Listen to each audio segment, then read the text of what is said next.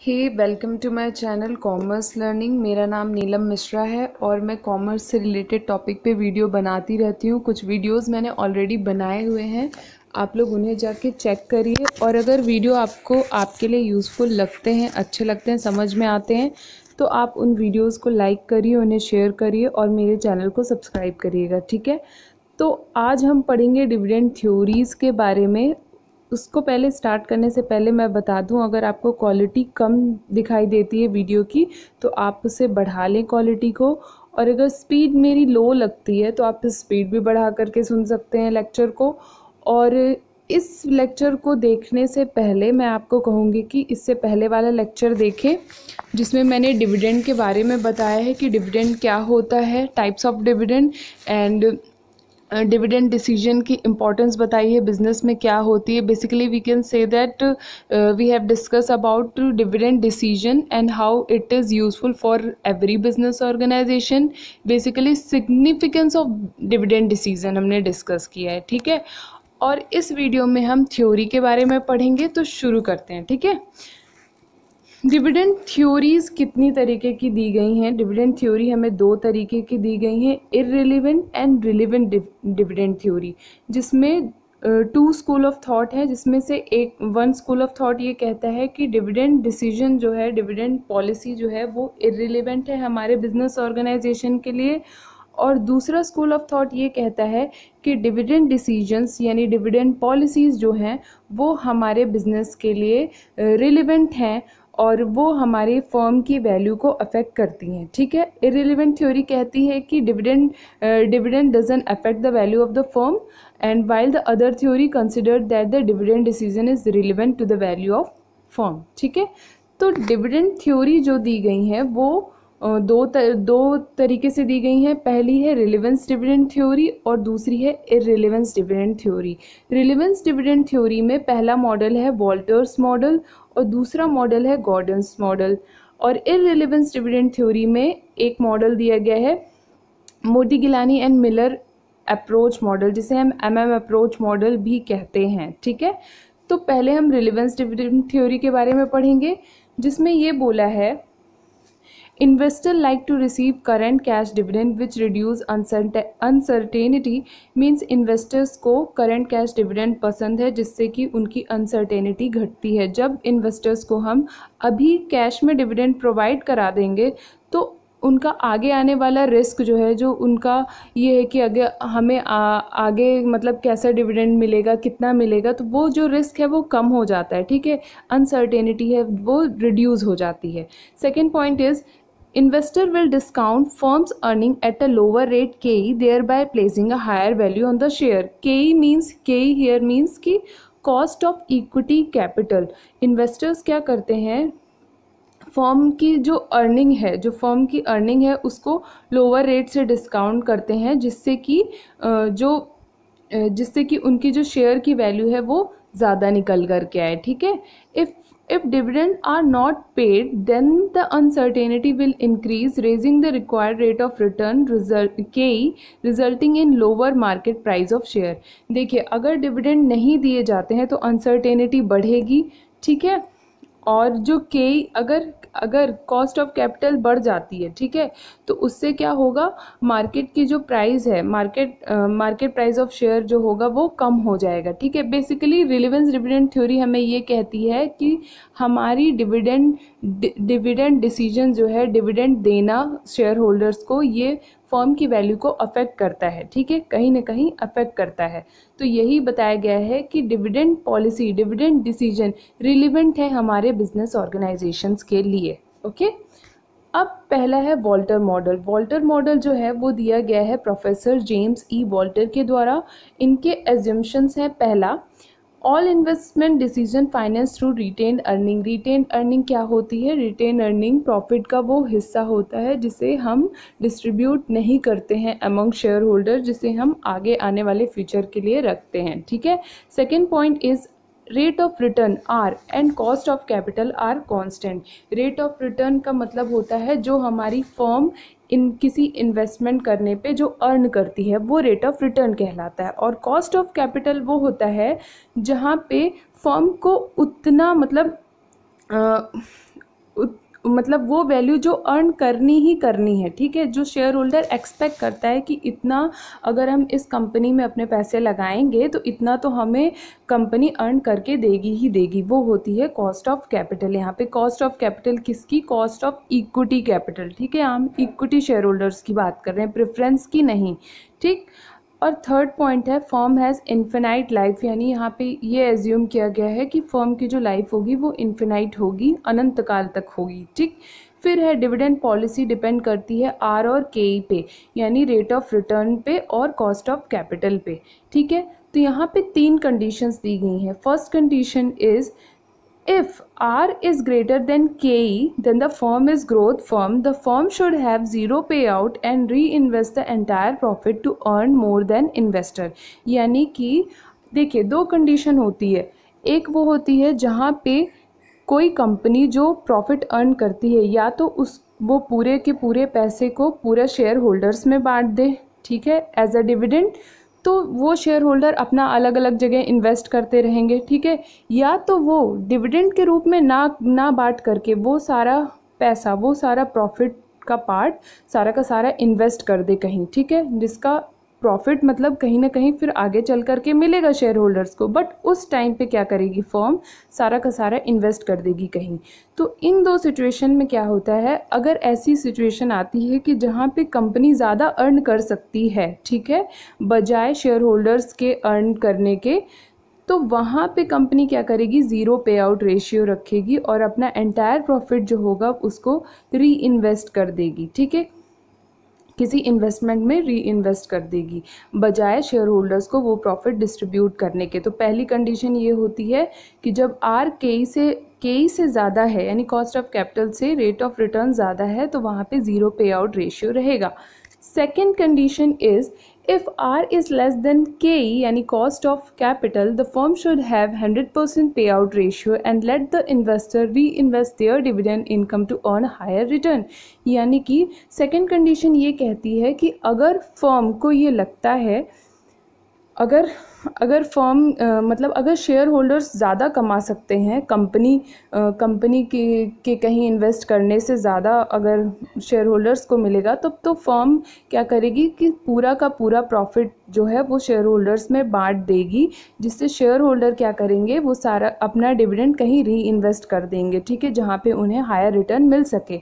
तो ये ऐसी कंडीशन कब होगी? When are is less than cost of capital. Third condition is where r is equal to k e. यहाँ पे क्या होता है?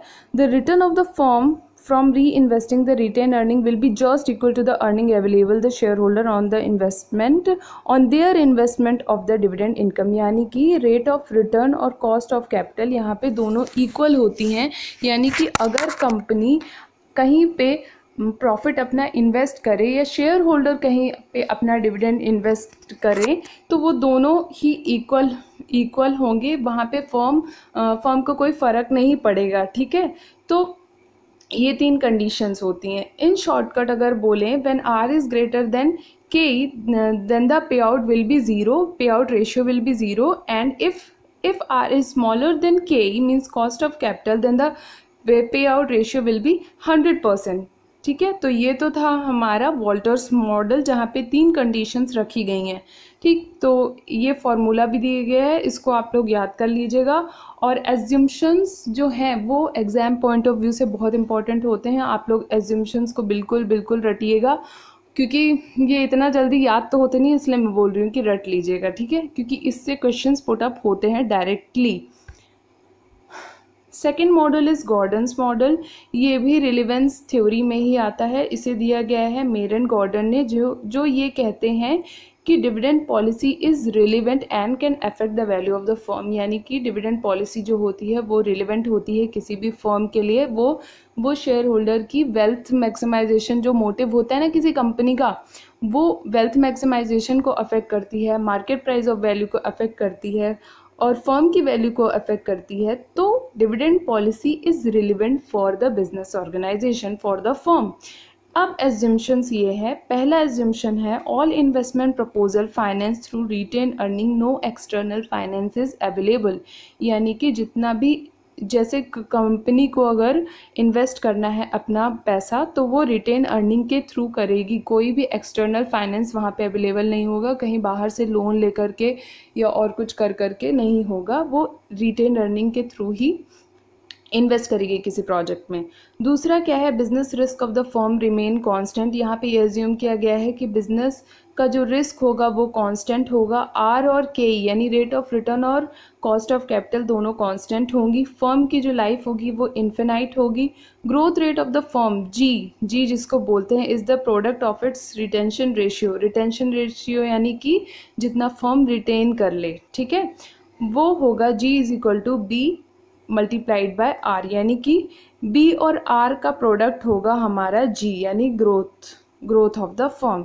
आर यहाँ पे है रेट ऑफ रिटर्न जो कंपनी अर्न कर रही है। अब यहाँ पे कॉस्ट ऑफ कैपिटल जो होगी वो कांस्टेंट होगी लेकिन ग्रोथ रेट से ज़्यादा होगी, जितनी भी होगी बट ग्रोथ रेट से ज़्यादा होगी, और वो वहाँ पे क्या होगी, कांस्टेंट होगी, चेंज नहीं होगी।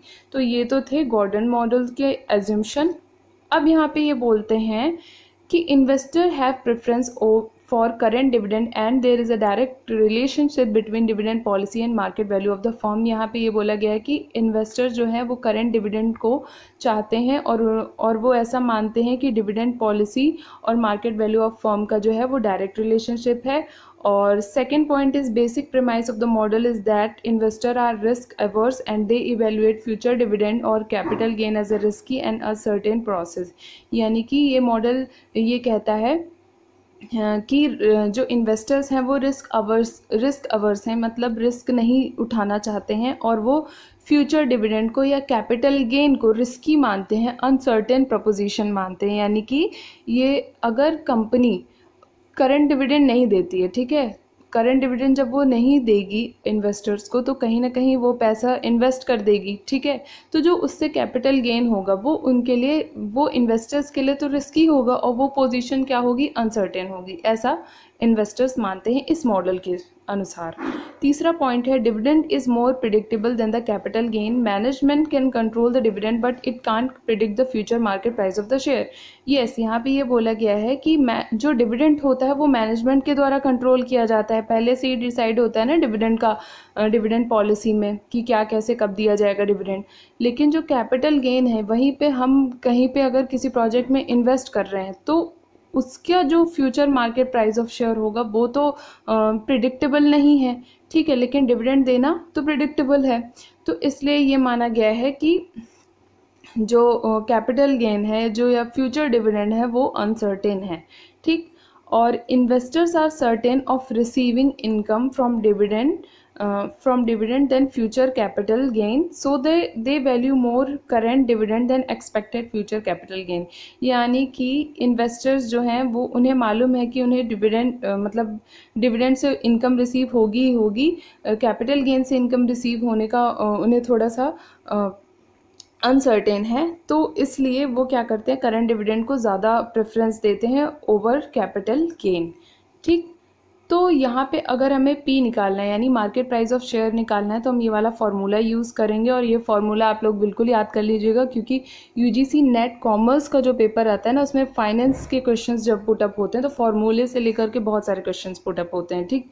तो अच्छे से फार्मूला याद करिएगा। यहाँ पे ई का मीन है earning per share of the firm, b is retention ratio, K is the cost of equity share capital, R is the rate of return on investment। यहाँ पे bird in hand argument model ये suggest करता है कि dividend policy जो है वो relevant है और इन्वेस्टर्स जो हैं वो करंट डिविडेंड को प्रेफर करते हैं against the future uncertain capital gain, और वो अपने शेयर को हायर वैल्यू करते हैं, ठीक है। तो बेसिकली ये दोनों जो ये दोनों थ्योरीज थी वॉल्टर मॉडल की और गॉर्डन मॉडल की, दोनों ही रिलेवेंस को बताती हैं कि ये दोनों ही फर्म के लिए रिलेवेंट हैं, ठीक है। डिविडेंड डिसीजन जो है वो फर्म को अफेक्ट करता है, रिलेवेंस है। और अब आते हैं इररिलेवेंस डिविडेंड थ्योरी पे।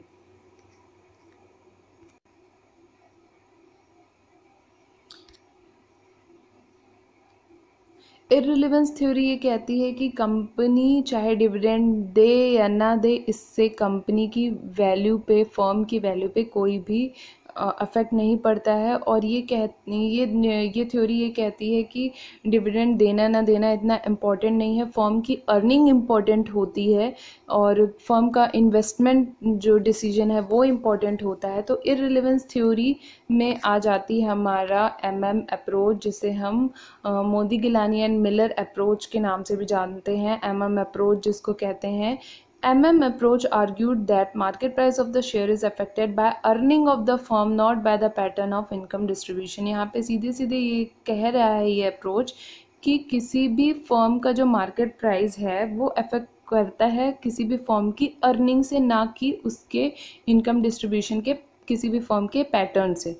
यानी इनकम डिस्ट्रीब्यूशन के पैटर्न से कोई फ़र्क नहीं पड़ता है, फर्म की अर्निंग ही डिसाइड करती है कि मतलब मार्केट प्राइस कैसा है, ठीक है, वैल्यू कैसी है। और फिर है dividend policies immaterial and have no influence on value of the firm. यानी कि डिविडेंड पॉलिसी जो है वो इमैटेरियल है और कोई इन्फ्लुएंस, कोई फ़र्क नहीं पड़ता है फर्म की वैल्यू पर। और यहाँ पे ये बोला गया है it is the investment decision which determine the earning of the firm and affect the value of the firm. Investment decision firm की अर्निंग को डिटरमाइन करती है और अफेक्ट करती है वैल्यू ऑफ फर्म को। The way firm split its earning between dividend and retain earning has no effect on the value of the firm. यहाँ पे ये भी बोला गया है कि अगर फर्म अपनी अर्निंग को कैसे भी स्प्लिट कर दे, यानी बांट दे अपनी अर्निंग को डिविडेंड या रिटेन अर्निंग में, उससे भी कोई फ़र्क नहीं पड़ेगा फर्म की वैल्यू पर। फिर यहाँ पे कुछ एजम्पशंस हैं, मैं फिर से कहूँगी कि आप लोग एजम्पशंस बिल्कुल याद रखिएगा। Capital market are perfect and investors behave rationally. यानी कि यहाँ पे ये बताया गया है कि कैपिटल मार्केट जो है वो परफेक्ट हैं और इन्वेस्टर्स जो हैं वो रैशनली बिहेव करेंगे। यानी इन्वेस्टर्स जो हैं बहुत इंटेलिजेंट हैं, उनको पता है कि उन्हें कहाँ पे इन्वेस्ट करना है और कहाँ पे नहीं इन्वेस्ट करना है। Information are freely available to all the investors. यहाँ पे कोई भी इंफॉर्मेशन ऐसी नहीं है जो इन्वेस्टर्स तक ना पहुँच सके। और there is no transaction cost, securities are divisible, no taxes, no flotation cost, firm has defined investment policy and future profit are known with certainty। यानी कि फर्म की जो इन्वेस्टमेंट पॉलिसी है वो डिफाइंड है और फ्यूचर प्रॉफिट है वो सर्टेन है, ठीक है। तो ये तो थे एजम्पशन। अब MM अप्रोच जो है वो आर्बिट्रेज प्रोसेस को यूज़ करता है डिवीज़न ऑफ प्रॉफिट। जैसे आर्बिट्रेज प्रोसेस क्या होती है, आर्बिट्रेज प्रोसेस का मतलब है जैसे कोई इन्वेस्टर है, ठीक है, वो दो अलग अलग मार्केट में डील करेगा, एक मार्केट से परचेज करेगा और दूसरे में क्या करेगा, सेल कर देगा, वो अपना प्रॉफिट जनरेट कर लेगा।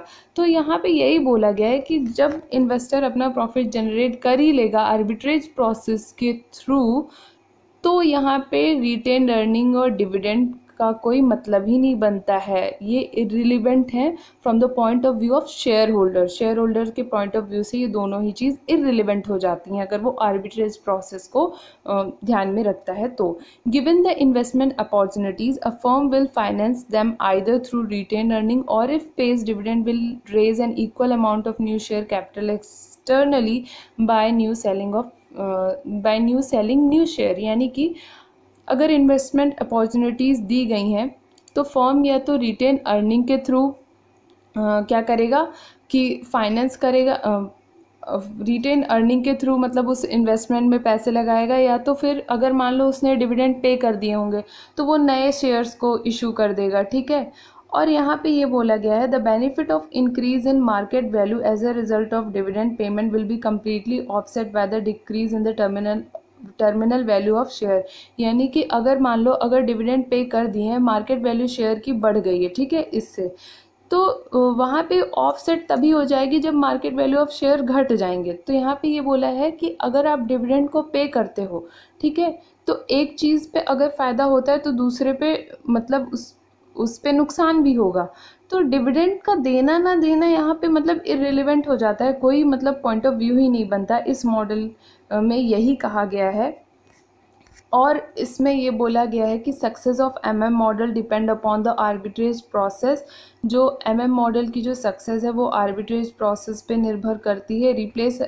Replacement of amount paid as dividend by the issue of fresh share capital, यानी कि अगर हम डिविडेंड पे करते हैं तो वो वैसे ही रिप्लेस हो जाएगी जब हम नए शेयर को इशू कर देंगे। ठीक है, एक तरफ तो हम क्या कर रहे हैं, अपने पुराने शेयर होल्डर्स को पे कर रहे हैं। ठीक है, तो एक तरफ पैसा जा रहा है तो दूसरी तरफ से पैसा आ जाएगा जब हम नए शेयर कैपिटल इशू करेंगे। वही चीज़ पिछली स्लाइड में भी बोला गया है कि ऑफसेट हो जाएंगी चीज़ें। ठीक है, अब पेमेंट, हाँ, two simultaneous action involve in the arbitrage process, वही बताई गई कि एक तरफ हम पे कर रहे हैं, दूसरी तरफ हम दूसरे फ्रेश शेयर को रेज कर रहे हैं। ठीक है, MM model shows that dividend payment will not have any effect on the value of the firm if firm pays dividend resulting in increase in the market value of the firm will be neutralise by decrease in the terminal value of share. यानी कि यहाँ फिर से यही चीज़ बोली गई है कि डिविडेंड पेमेंट फर्म की वैल्यू पे कोई इफेक्ट नहीं करता है। एक तरफ अगर आप डिविडेंड को पे करके मार्केट की वैल्यू को शेयर कर लेते हो तो वो चीज़ न्यूट्रलाइज हो जाएगी जब फर्म के वैल्यू ऑफ शेयर्स जब घटेंगे तो वो चीज़ वहाँ पे बैलेंस हो जाएगी। तो डिविडेंड का पे करना ना करना क्या हो जाता है, यहाँ पे न्यूट्रलाइज हो जाता है, कोई फ़र्क नहीं पड़ता है डिविडेंड के पे करने से किसी फर्म की वैल्यू पर। ठीक है, तो ये था हमारा MM मॉडल। और आज हमने पढ़ा कि रिलेवेंस थ्योरी में दो चीज़ें थी, वॉल्टर मॉडल और गॉर्डन मॉडल। इररिलेवेंस थ्योरी में था MM अप्रोच। रिलेवेंस थ्योरी हमारी ये कहती है कि डिविडेंड डिसीजन हमारे फर्म को अफेक्ट करते हैं और फर्म की वैल्यू को अफेक्ट करते हैं, मार्केट प्राइस ऑफ शेयर को अफेक्ट करते हैं, शेयर होल्डर की वेल्थ को अफेक्ट करते हैं। वहीं पे इररिलेवेंस थ्योरी कहती है कि डिविडेंड डिसीजन क्या है, इररिलेवेंट है किसी भी फर्म के लिए, यानी कि डिविडेंड दें चाहे ना दें, चाहे रिटेन कर मतलब डिविडेंड दें चाहे ना दें, कोई फ़र्क नहीं पड़ता है। इन्वेस्टमेंट और अर्निंग से फ़र्क पड़ता है किसी भी फर्म की वैल्यू को। ठीक है, तो अगर ये लेक्चर अच्छा लगा हो तो प्लीज़ मेरी वीडियो को लाइक करिएगा और शेयर करिएगा वीडियो को, और चैनल को सब्सक्राइब करिएगा। और फाइनेंस से रिलेटेड जितने टॉपिक हैं तो वो आप प्लेलिस्ट पे चेक कर सकते हैं। ठीक है, thank you for watching my video. Thank you, bye bye.